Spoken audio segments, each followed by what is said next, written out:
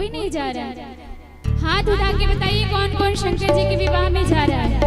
जो भी जा रहे हैं बड़े भाव से खड़े हो जाइए और बड़े प्रेम से नाचते हुए गाते हुए धूम मचाते हुए जाइए। बारात में ऐसे नहीं जाया जाता है। बारात में जाना है तो नृत्य करके जाना होगा। खड़े हो जाइए बड़े भाव से और नृत्य करते हुए चलेंगे। आज दूल्हा बने हैं मेरे भोलेनाथ, आज दूल्हा बने हैं मेरे भोलेनाथ, आज दूल्हा बने हैं मेरे भोलेनाथ, आज दूल्हा बने हैं। बोल दूल्हा सरकार की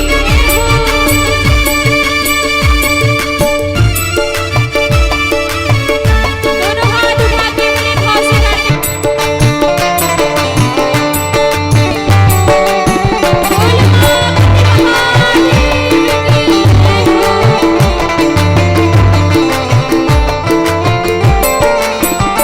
मुकुट जटावा घंबरधारी।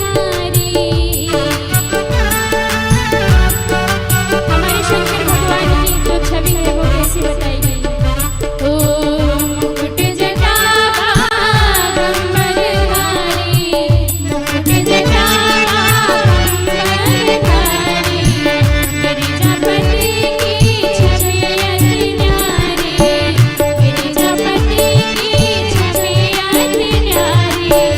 मुकुट जटावा घंबरधारी, गिरिजापति की छवि अति न्यारी, मुकुट जटावा घंबरधारी, गिरिजापति की छवि अति न्यारी।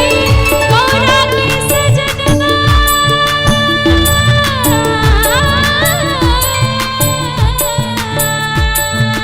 गौरा के सजनवा, गौरा के सजनवा बन जाऊं बार बार।